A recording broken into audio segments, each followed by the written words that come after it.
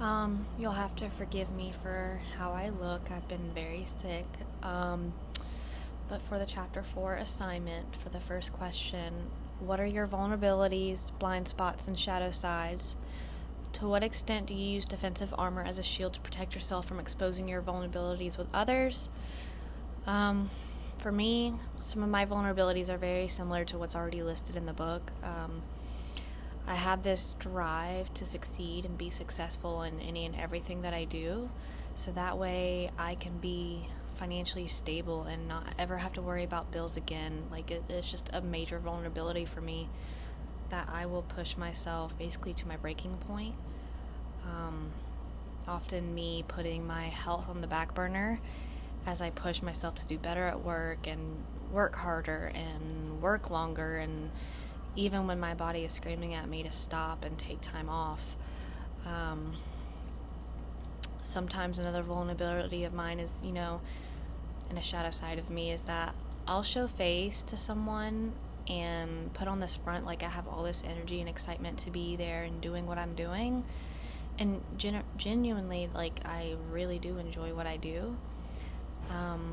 But it's more of a facade that I have 24/7 in front of my colleagues and my bosses, because I want them to look at me as someone to look up to. And then I want them to see that, like in the book, my accomplishments speak for themselves and there's nothing more that needs to be said. Often that leads to me even taking on extra work when I really don't have the bandwidth to do so. Just so I can come across as someone, like I said, to look up to.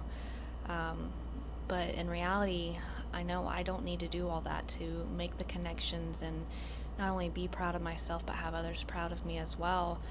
And then to kind of go back in the past, back in high school, I used to pretend to be someone that I wasn't. Like, my high school was a very southern, your traditional redneck high school, where the main thing to do was to go mudding and fishing, and then on the weekends go and find a spot for all of us to sit and, oh my gosh, drink beer underage.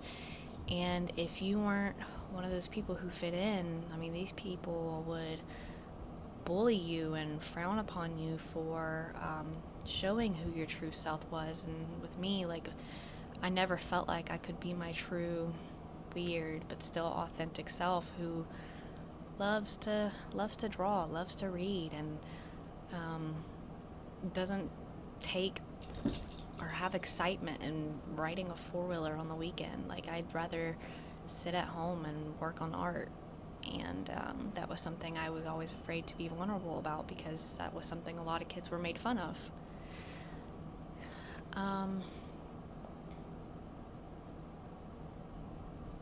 As far as, like, to what extent I use defensive armor as a shield to protect myself from exposing my vulnerabilities with others, it's pretty extensive. Like I said, at work, I constantly putting on a facade even when I'm tired. Like, I just want to be looked at like, wow, this girl is really excited to be here, she's gonna do great things. And if I lower that facade, I'm afraid people won't look at me the same way. When you face displeasing situations or receive critical feedback from others, how well are you able to take in the feedback and respond in a constructive manner without acting defensively? So, prior to college and going for my business degree, as well as, just being in HR in general, I am a very sensitive person. I've always been a very sensitive person. So anytime I would receive any kind of critical feedback, it was always taken on as me being attacked. The maturity wasn't there to realize it was others who genuinely cared about me, trying to help me get better and, reach my goals, and, show me that what I'm doing is not the way. So, for example, I have a best friend who has been with me since middle school. She would always give me critical feedback. I was always somehow finding myself in trouble in high school when I was trying to fit in with all these other people. And she was like, Emily, this is not who you are. And there for a while, like, I cut her off because it just felt like she was attacking me for just simply trying to fit in, but in reality, she was trying to help me grow and help me realize that it's completely okay to be myself. Now, I love getting constructive feedback, especially when it comes to work, because I'm not going to know all the answers to everything. And there are going to be people who start, after me. Like, for example, I have a talent acquisition specialist who just started under me. And she's already come in with so much knowledge that, like, I don't even have myself, and this is her first ever HR job. And, like, how could I go against that feedback that she gives me when she brings all this wonderful insight? For the how well do you understand the emotional makeup of others and their needs? How sensitive are you in relating to others' needs and helping others? How skillful are you in building lasting relationships? I'm going to start with the last question first, because building lasting relationships has been something that I've had trouble with for a long time. And not in the sense because I don't get along with people, but more so because I'm a very shy person, up front and honestly. Like, I'm just extremely shy. And I just, going back to high school, not being able to be my true self, like, I don't know how to present my true self to people. I don't know how to show them, like, hey, this is who I am. Let's be friends, or let's be great colleagues or acquaintances. It's just a little rough sometimes. As far as understanding the emotional makeup of others and their needs and how sensitive I am in relating to them and helping others, I feel like I understand pretty well.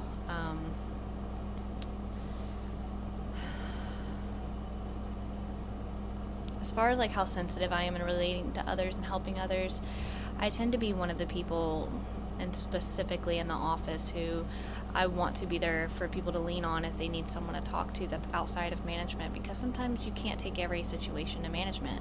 Sometimes it's just being there to, have a hand to hold, or give sound advice. I feel like just because I know how I am a type of person that I need words of affirmation.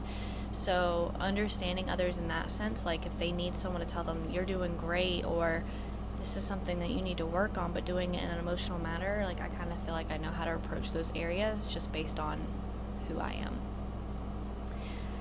Last question, how comfortable am I with who I am right now? Honestly, I'm not comfortable. This entire assignment has been a little rough on me, especially because of the health issues I'm dealing with. I was just in the hospital up until earlier this afternoon and just got home to do this. And I think reading all the material and watching all of the videos while doing this assignment has made me see that, like, I don't like who I am right now, and I beg and wish for a different life. And I don't know, this topic is just kind of really sensitive for me right now, and I'm hoping with time and some treatment and some other therapies I'm going through, like, it'll get better.